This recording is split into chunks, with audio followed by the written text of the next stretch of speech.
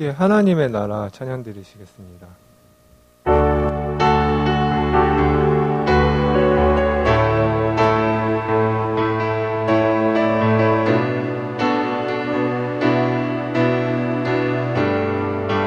주가 통치하시고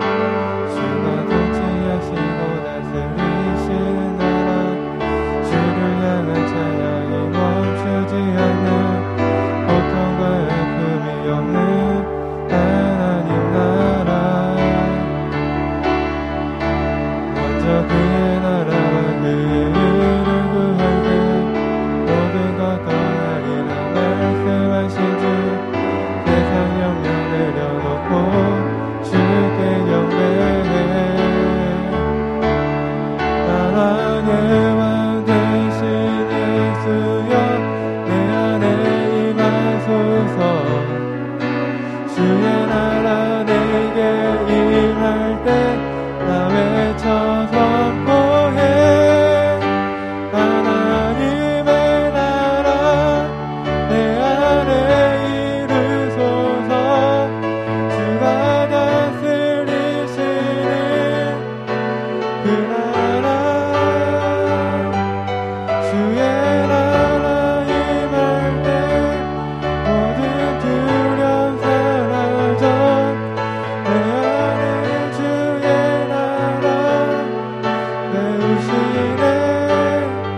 통치하시고 주가 통치하시고 다스리시는 나라, 주를 향한 찬양이 멈추지 않는 고통과 아픔이 없는 하나님 나라. 먼저 그의 나라와 그의 의를 구할 때 모든 것 더하리라 말씀하신 주, 세상 염려 내려놓고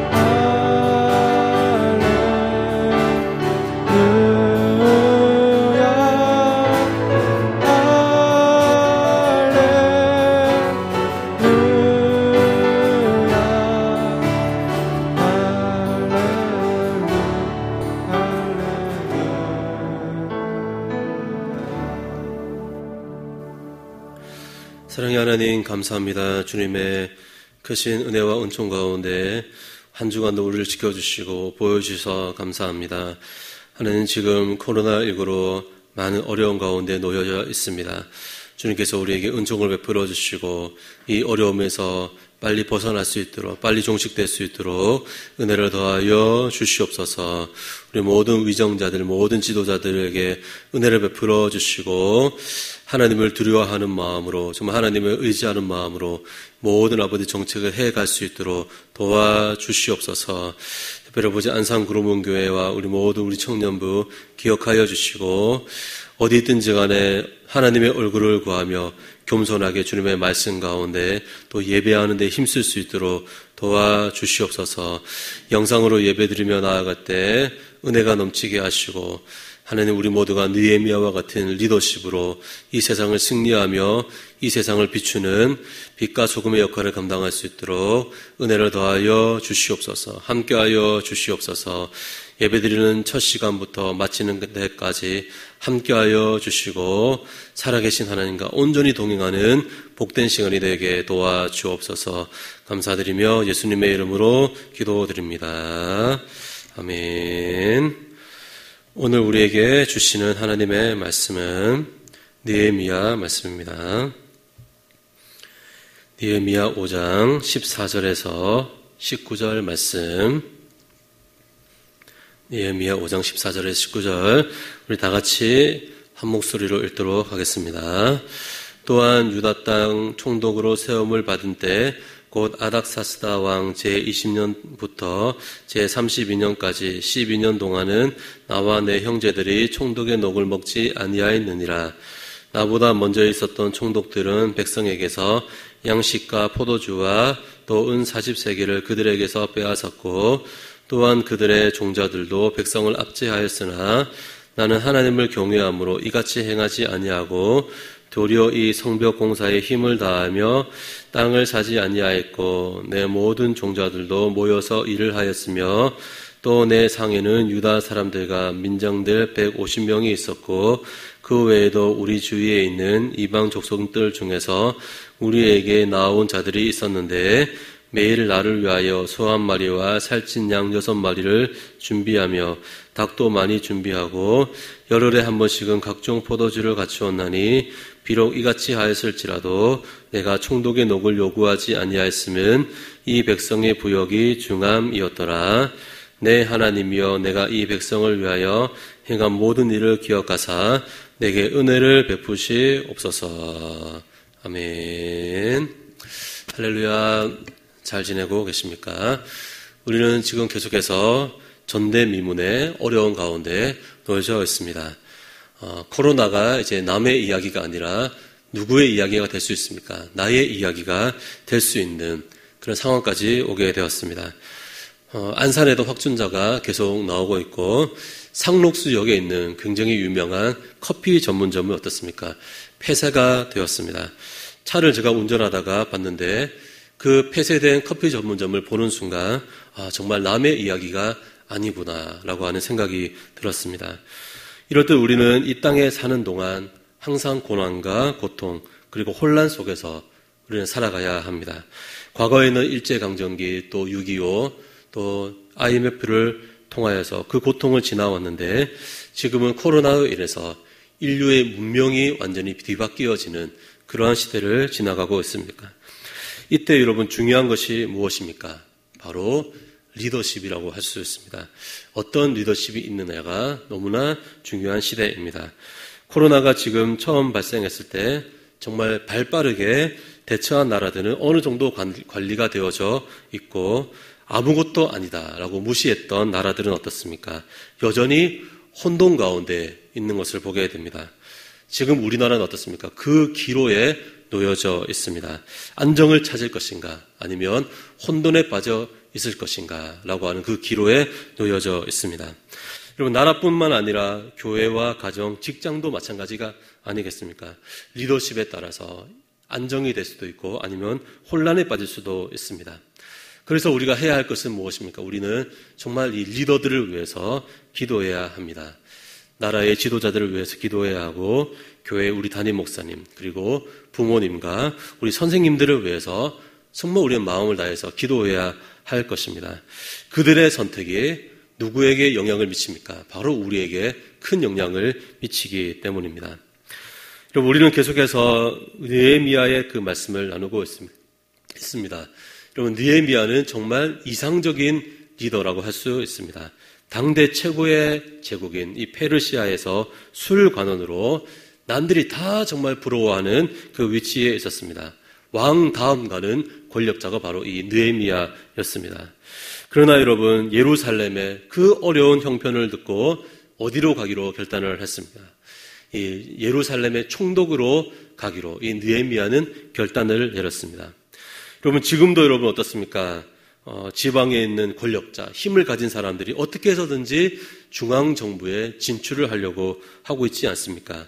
지방에서 정말 인정받고 잘 하고 있는데 중앙정부 또 지도자들이 부르면 그냥 다 내려놓고 거기로 갑니다. 그만큼 왕에게, 대통령에게 가는 것이 중요하다고 생각을 하는 것입니다. 권력과 가까이 가는 것이 중요하다. 거기에 자신의 마음이 있는 것이죠. 그런데 이 느헤미야는 대통령 비서실장, 정말 경호실장으로서 최고의 대우를 받고 있는데 어디로 가기로 결단을 내렸습니까? 자기의 같은 동족이지만 식민지 중에 하나인 유대 예루살렘의 총독으로 가기로 결단을 내렸습니다. 그 이유가 무엇입니까? 이 예루살렘 공동체를 세우기 위함이었습니다. 성벽을 건축함으로 이 예루살렘 공동체를 보호하기 위함이었습니다. 여러분, 나중에 예수 그리스도가 어떤 공동체를 통해서 오십니까? 이 예루살렘 공동체를 통해서 예수 그리스도가 오시게 된 것이죠. 그래서 좋은 위치를 다 내려놓고 이 예루살렘, 고생하는 길로 가게 된 것입니다. 그래서 처음에는 어떻습니까? 모든 우리 백성들과 한 마음이 되어서 정말 열심히 성벽을 재건을 했습니다. 물론 이 대적들의 방해가 심각했지만 그러한 공격, 그러한 방해는 당연하다 생각을 하고 한 손에는 무기를 들고 병기를 들고 다른 한 손에는 공사 장비를 들고 거의 24시간 동안 서로 돌아가면서 순번을 정해놓고 성벽 공사를 최선을 다해서 감당을 했습니다. 여러분, 이렇게 우리가 해야 할 일을 최선을 다하는 것은 당연한 일이죠. 그래서 사실 힘들다는 생각을 하지를 않는 것입니다. 그런데 오늘 말씀에는 외부적인 어떤 공격, 외부적인 어려움이 아니라 내부적인 어려움이 닥쳐오게 되었습니다. 여러분, 느헤미야라고 하는 정말 걸출한 리더가 예루살렘, 이 유대 지역에 왔다는 소식을 듣고 흩어져 있던 이 백성들이 이제 모여들기를 시작을 했습니다. 그래서 이 예루살렘에 갑자기 인구수가 늘게 되었습니다. 여러분, 양식, 먹을 것은 정해져 있는데 인구수는 불어나게 되고 그리고 설상가상으로 흉년까지 오게 되면서 먹을 것이 부족하게 되었습니다. 그래서 여러분, 어떻게 해서든지 먹고 살아야 했기 때문에 양식을 구하기 위해서 밭과 포도원 그리고 집까지 저당을 잡아서 곡식을 구해야 했습니다. 또 거기에 또 무엇을 내야 됩니까? 세금까지 내야 했기 때문에 이제는 빚을 내어서 왕에게 세금을 내야 되는 그런 상황에 오게 되었습니다. 여러분, 이러한 것도 한두 번이지 양식이 다 떨어지면 이제는 어떻게 해야 됩니까? 모든 재산을 다 저당 잡히고 빚까지 졌기 때문에 더 이상 이 사람들은 팔 것이 없습니다. 그래서 최악의 상황, 자기의 아들, 딸까지 팔아 넘겨야 되는 때까지 오게 되었습니다. 여러분, 자신의 자녀들, 내 아들, 딸들을 종으로 판다고 한번 생각해 보십시오. 여러분, 상상이 갑니까? 먹고 살기 위해서 정말 눈에 넣어도 아프지 않을 자녀들을 종으로 팔아야 하는 그런 상황까지 오게 되었습니다. 그런데 요즘에는 어떻습니까? 요즘 시대에는 그런 일들은 잘 일어나지 않지 않습니까? 자녀들을 팔아 넘겨야 되는 그런 일까지는 일어나고 있지 않습니다. 왜냐하면 뭐 때문에 그렇죠, 여러분? 우리 젊은 사람들이 이제 그러한 상황 자체를 만들어내지 않으려고 하는 것이죠. 이제는 뭐 직장일 구하기도 힘들고 힘이 들고 결혼을 한다 할지라도 다 빚을 내어서 해야 되는 그런 상황이 오기 때문에 이제 계산이 나오지 않는다고 생각을 하는 것이죠. 그래서 자발적으로 비혼주의자가 맞지 않습니까? 자발적으로 결혼을 하지 않고 결혼을 한다 할지라도 자녀를 낳지 않는 사람들이 많이 늘어나고 있습니다. 지금 우리나라 출산율이 0점대로 완전히 내려오게 되었습니다. 몇 년 전만 해도 1.5, 1.2 그때도 심각하다 했는데 이제는 완전히 이제 마이너스입니다. 여러분, 자녀를 낳고 그 자녀를 종으로 파는 일 자체를 어떻습니까? 만들어내지 않는 시대를 우리는 살아가고 있습니다. 그만큼 절망적입니다. 나라에 여러분 어떤 사람들이 많아야 됩니까? 젊은이들, 아이들이 많이 넘쳐야지 활기가 넘치는데 이제 정말 갓난 아이를 보기조차 힘든 시대를 살아가고 있는 것이죠. 여러분, 느헤미야 때는 먹고 살기 위해서 자녀를 종으로, 노예로 팔아야 했습니다. 그런데 그 대상이 다른 이방인이 아니라, 이방 민족들이 아니라 같은 동족이었다는데 더 문제가 있었다는 것입니다. 여러분, 오늘 말씀 5절 말씀 같이 한번 읽어보겠습니다. 5절 말씀. 우리 형제도 우리 형제의 육체와 같고 우리 자녀도 그들의 자녀와 같거늘 이제 우리 자녀를 종으로 파는도다. 우리 딸 중에 벌써 동된 자가 있고 우리의 밭과 포도원이 이미 남의 것이 되었으나 우리에게는 아무런 힘이 없도다 하더라. 같은 동족, 같은 아들과 딸과 같은데 그들에게 내 아들, 딸을 팔아야 하는, 우리에게는 아무런 힘이 없다라고 하는 정말 절망적인 소리를 하고 있습니다. 먹고 살기 위해서 자녀를 팔아야 하는 이 부모의 깊은 한숨 소리라고 할 수 있습니다. 여러분, 이때 이러한 상황을 누가 듣게 되었습니까? 느헤미야가 듣게 되었습니다. 그래서 막 화가 났습니다. 분노가 일어났습니다. 왜냐하면 이러한 일에 유대인들의 지도자들, 귀족들, 민장들이 앞장섰기 때문입니다. 그들에게 어떻게 혼을 냅니까? 형제들에게 높은 이자를 취하였다라고 하면서 우리가 이 이방인들에 팔려있는 이 동족들을 찾아오기 위해서 정말 애쓰고 힘을 썼는데 같은 동족인 어떻게 당신들이 같은 동족을 종으로 삼을 수 있냐라고 하면서 화를 낸 것이죠. 여러분, 느헤미야의 지적은 당연한 것입니다. 바벨론에서 포로로 온 사람들은 어떠한 분들입니까? 바벨론, 페르시아에서 충분히 먹고 살 수 있는 그런 사람이었습니다. 안락한 삶을 포기하고 자기 고향을 다시 세우기 위해서 헌신한 사람들입니다. 여러분, 그분들은 정말 마음을 다해서 스룹바벨 성전을 건축하고 무너진 성벽을 건축하는데 정말 힘을 다했던 사람들입니다. 그런데 그렇게 헌신한 사람들에게 어떻게 했습니까? 높은 이자를 받고 재산을 저당 잡히게 하고 심지어 자기네 자녀들까지 종으로 잡아가게 되었습니다. 여러분, 얼마나 이자를 많이 받았으면 이 느헤미야가 분노할 정도이겠습니까? 여러분, 군도라고 하는 영화가 있습니다. 화면에 보시면 군도라고 영화가 있습니다. 조선시대의 이 양반들의 착취에 대해서 정말 이 영화는 적나라하게 보여집니다. 한 집에서 10가마니를 수확을 합니다. 여러분, 10가마니면 1년 동안 열심히 이제 먹고 살 수가 있는 것이죠. 그런데 정말 어디에서 어떻습니까? 귀신같이 양반댁에서 와서 하나하나씩 가져가는 겁니다. 그러면 나중에 남는 것은 한 섬도 제대로 남지 못하는 것이죠. 그러면 여러분 어떻게 해야 됩니까? 높은 이자를 내면서 양반댁에 가서 쌀을 빌리러 와야 되는 겁니다. 그런데 이 이자가 너무나 높기 때문에 나중에 갚지 못해서 땅을 빼앗기고 결국에는 아들과 딸들을 이제 종으로 팔아버려야 되는 그 상황을 그대로 보여주고 있습니다. 그러니까 이렇게 죽으나 저렇게 죽으나 똑같으니까 일반 백성들, 똑같은 우리와 같은 백성들이 어떻습니까? 도적대가 되는 것이죠. 이것이 누구의 책임입니까? 이 지도자들의 책임인 것이죠. 백성들의 책임이 아닙니다. 여러분, 조정래 작가의 이 태백산맥도 그러한 내용이 나와 있습니다. 해방 이후에 좌우 갈등이 심각했을 때 왜 사람들이 빨갱이가 되었는가, 왜 공산주의에 들어가게 되었는가에 대한 질문을 던지는 것이죠. 이 모든 일은 다 땅의 문제라고 하는 것입니다. 땅의 문제이다.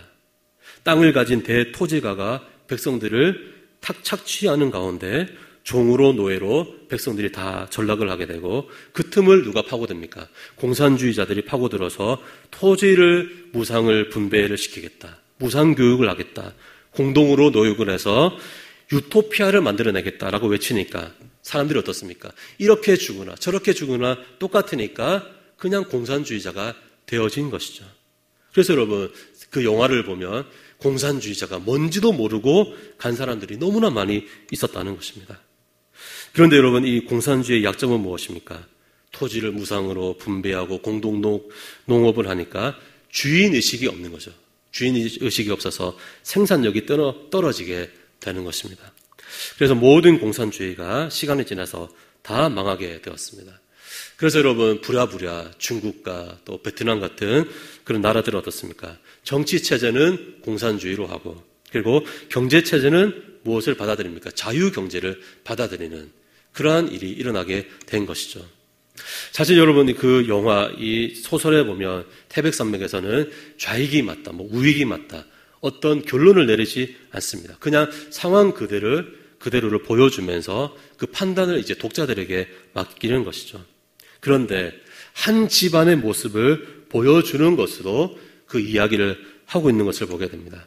바로 현 부잣집이 있습니다. 현 부잣집이 있는데 여러분 이 현 부잣집은 공산주의자들이 벌교를 장악을 했을 때 거의 대부분 어떻습니까? 착취했던 그 지주들은 다 인민재판을 받고 다 사형을 당했는데 이 현 부잣집은 죽지 않았다는 것입니다. 죽지 않았습니다. 왜냐하면 인민재판에 섰던 사람들이 이렇게 이야기합니다. 한 목소리로 이렇게 이야기했습니다. 이 사람은 그래도 이 부자는 그래도 우리가 힘들 때 외면하지 않았다. 우리를 도와주고 같이 짐을 지려고 노력을 했다라고 하는 것입니다. 예를 들면 이런 것입니다. 흉년이 닥쳐오면 농민들이 너무나 힘들면 어떻습니까? 이자율을 확 깎아주는 겁니다. 사람이 살 수 있게 해주는 것이죠. 그때 상황에 맞게 농민들을 정말 생각하면서 그들의 이 상황 가운데 살아갈 수 있을까라고 하면서 배려해 주었다는 것입니다. 그래서 결국에는 사람들에게 칭찬을 받고 인민재판에서 이 현 부잣댁은 살아나게 되었습니다. 그런데 여러분 오늘 말씀 보면 이 이스라엘의 지도자들은 그렇게 하지 않았습니다. 같이 고생하고 같이 포로기한하고 같이 성전 건축을 하고 성벽을 건축하는 이 사람들을 어떻게 했습니까? 그의 아들, 딸들을 종으로 삼았다는 것입니다. 이 모든 것이 욕심이고 탐욕입니다. 그 사람들이 정말 먹을 것이 없어서 정말 재산이 없어서 하루하루 먹기 살기 힘들어서 그런 것이 아닙니다. 먹을 것이 넘치는데도 탐욕 때문에 욕심 때문에 그렇게 한 것입니다. 여러분 창세기에서 가장 대단한 인물 중에 한 명이 누구입니까? 바로 요셉입니다. 요셉이 이제 애굽의 총리가 되었는데 풍년이 왔을 때 세금을 얼마를 받았냐면 5분의 1을 받게 했습니다. 그 풍년일 때 5분의 1을 받게 된 것이죠. 여러분 그때 당시 이 제국에서 5분의 1을 세금으로 받는 것은 정말 파격적인 일이었습니다. 최대한 누구 입장에서 선 것입니까? 최대한 백성들 입장에서 선 것이죠. 그러니까 10분의 2를 받은 것입니다. 세금을 받은 것이죠. 그렇게 했는데도 이 흉년의 위기를 벗어난 것이죠. 10개 중에 9개 가져가서 흉년을 벗어난 것이 아니라 10개 중에 2개만 가져갔는데도 흉년을 벗어나게 되었다는 것입니다. 아까 이야기했듯이 조선시대에는 10개 중에 몇 개를 가져갔습니까? 10개 중에 9개를 가져갔습니다. 그런데 여러분 5분의 1은 정말 백성들을 배려하는 마음으로 정책을 했다라고 하는 것이죠. 그래서 여러분 이 요셉이 큰 칭찬과 지금도 여러분 이 요셉의 이름이 정말 드높아지고 있다는 것입니다. 오늘 말씀에 이 느헤미야는 어떻습니까? 자기는 충분히 페르시아에서 편안하게 모든 것을 다 누리면서 최고의 공직자로서 다 누릴 수 있습니다. 그런데 그것을 다 거절하고 총독이 받을 수 있는 연봉이죠. 연봉 12년 동안 받지 않았습니다. 여러분 15절 말씀 같이 한번 읽어보겠습니다. 15절 말씀. 나보다 먼저 있었던 총독들은 백성에게서 양식과 포도주와 또 은 40세겔을 그들에게서 빼앗았고 또한 그들의 종자들도 백성을 압제하였으나 나는 하나님을 경외함으로 이같이 하지 아니하고. 여러분 이때 당시 이 느헤미야 전에 있었던 총독들은 어떻습니까? 매일 양식과 포도주도 받고 은 40세겔을 매일 가져갔다는 겁니다. 매일 갈취에 갔다는 것입니다. 여러분 매일 양식과 포도주를 대령하는 것도 힘들었을 텐데 은 40세겔을 내는 것은 거의 죽음에 이르는 고통이었다라고 하는 것입니다. 여러분 한번 보겠습니다. 여러분 은 40세겔이 지금의 어떤 가치가 있냐면, 여러분 은 한 세겔은 성인 노동자가 4일 동안 일했을 때의 임금입니다. 4일 동안 열심히 일했을 때 받는 일당 은 한 세겔이죠. 일당으로 치면 지금 6만 원으로 치면 6만 원 곱하기 4를 하면 4일 동안 하면 24만 원이죠. 또 24만 원에서 이제 40세겔이니까 40을 곱하면 960만 원입니다. 그러니까 은 40세겔은 어느 정도의 가치가 있습니까? 960만 원의 가치가 있는 것입니다. 여러분, 모든 백성들이 어떻습니까? 이 돈을 매일매일 상납을 해야 했다는 것입니다. 그러니까 최소한 900만 원을 세금으로 매일매일 내야 했다는 것이죠. 그러니까 과거 이 느헤미야 전에 있던 총독들은 거의 공적인 도둑놈들입니다. 공도라고 할 수 있습니다. 그러니까 여러분, 자녀를 팔 수밖에 없는, 모든 것을 다 팔아낼 수밖에 없는 겁니다. 여러분, 같은 동족 지도자들도, 같은 동족인 지도자들도 높은 이자로 착취를 하고, 거기에 더해서 이 총독들도 어떻습니까? 하루에 900만 원 이상 착취해 갔습니다. 그러니까 인생을 살 수가 없는 것입니다. 외칠 수밖에 없는 것이죠. 그런데 느헤미야는 달랐습니다. 우리 16절 말씀 같이 한번 읽어보겠습니다. 16절 말씀. 도리어 이 성벽 공사에 힘을 다하며 땅을 사지 아니하였고 내 모든 종자들도 모여서 일을 하였으며. 느헤미야는 어디에 집중하고 있었다고 합니까? 오직 성벽 공사에만 집중을 했다는 것입니다. 예루살렘의 회복을 위해서만 자신의 모든 열정과 힘을 썼다는 것이죠. 여러분, 부동산 투기하지 않았다는 것이죠.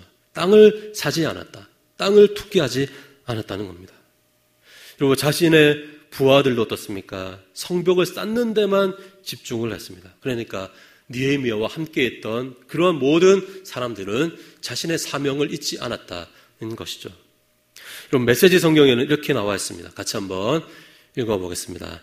그러나 나는 하나님을 두려워했으므로 그런 일을 절대 하지 않았다. 그보다 내가 한 일은 성벽을 쌓는 일이었다. 내 모든 부하들도 성벽을 쌓는데 몰두했다. 우리는 사리사욕을 채울 시간이 없었다. 오직 어디에만 집중했다는 겁니까? 자신의 사명, 성벽 공사에만 자신의 모든 힘을 다 쏟았다는 것입니다. 그리고 땅을 사지 않았다는 것은 아까 이야기했듯이 부동산 투기하면서 거기에 힘을 쓰지 않았다는 것이죠. 자신의 사명에만 집중을 했습니다. 그리고 여러분 17절에서 18절 말씀, 그리고 또 어떤 일이 있었습니까? 17절, 18절 같이 읽겠습니다. 또 내 상에는 유다 사람들과 민장들 150명이 있고 그 외에도 우리 주위에 있는 이방 족속들 중에서 우리에게 나온 자들이 있었는데 매일 나를 위하여 소 1마리와 살찐 양 6마리를 준비하며 닭도 많이 준비하고 열흘에 한 번씩은 각종 포도주를 갖추었나니 비록 이같이 하였을지라도 내가 총독의 녹을 요구하지 아니하였으면 이 백성의 부역이 중함이었더라. 아멘. 느헤미야와 함께하고 있었던 그 팀이 한 150명, 그리고 좀 더 더해서 한 50명 더, 한 200명 정도 있었던 것 같습니다. 그런데 그들을 위해서는 어떻습니까? 그들에게도 똑같이 느헤미야와 같이 너희는 월급도 받지 않고 그냥 일해라, 그렇게 할 수가 없는 것입니다. 느헤미야는 어차피 그 녹을 받지 않아도 충분히 자기는 먹고 살 수 있는 그런 능력이 있는 사람이지만 다른 부하들은 어떻습니까? 그런 상황이 아닌 것이죠. 그들에게는 일한 만큼의 어떻습니까? 대가를 반드시 받아야 하는 것입니다. 그런데 느헤미야는 당연하게 받는 것이지만 그래도 백성들을 생각을 했습니다. 함께 고생하는 백성들, 페르시아에서 정말 편한 삶을 포기하고 고생하는 자리에 온 백성들을 먼저 생각했습니다. 그래서 자기 자신의 그 연봉은 받지 않았습니다. 여러분, 이러한 느헤미야의 헌신적인 그런 리더십으로 인해서 내부적인 갈등을 해결을 하고 그 어려움을 극복하고 있는 것을 보게 됩니다. 여러분, 지금 시대에는 어떤 리더십이 필요하겠습니까? 이 느헤미야와 같은 리더십이 필요합니다. 자기 자신을 헌신하면서 공동체를 세우는데 노력하는 리더가 반드시 필요한 것입니다. 그래서 여러분, 우리가 지금 어려운 가운데 있는데 우리가 이 한 주간 동안 정말 이 지도자들을 위해서, 나라와 민족의 지도자들, 또 교회의 지도자들, 또 우리 안산구름원교회, 우리 공동체를 위해서 기도하는 또 한 주간 되시기를 간절히 소망합니다. 기도하겠습니다. 사랑의 하나님, 감사합니다. 주님의 크신 은총 가운데 우리를 예배의 자리로 불러주시고 어려운 가운데서도 주님의 얼굴을 바라보게 하심을 감사합니다. 하나님, 우리가 느헤미야와 같은 리더가 되기 원합니다. 자기 자신을 헌신하며 먼저 아버지 우리 공동체를 먼저 생각하는 리더가 모두가 될 수 있도록 인도하여 주시옵소서. 최선을 다해서 공부하게 하시고 노력하게 하시고 받은 그 사명을, 아버지 그 은혜를 나를 위해서만 사는 것이 아니라 정말 공동체를 세워나가는데 쓰임받는 우리 모든 청년들 될 수 있도록 붙들어 주시옵소서. 이 나라와 민족의 모든 지도자들을 기억하여 주시고, 그리고 아버지 우리 안산구름원교회 우리 담임 목사님과 모든 지도자들, 우리 청년들 리더들을 기억하여 주시옵소서. 셀 리더들을 기억하여 주시고 주님의 은혜와 사랑 가운데 정말 하나님의 나라와 의를 구하는 대쓰임 받는 우리 청년들 될 수 있도록 붙들어 주시옵소서. 감사드리며 예수님의 이름으로 기도드립니다. 아멘. 지금은 우리 주 예수 그리스도의 은혜와 하나님의 사랑과 성령님의 교통하심이 어려운 가운데 헌신적인 리더십, 느헤미야의 그 리더십을 본받기로 결단하는 우리 모든 성도님들 머리 위에 우리 청년들 삶 가운데 영원토록 함께 하시기를 간절히 축원하옵나이다. 아멘.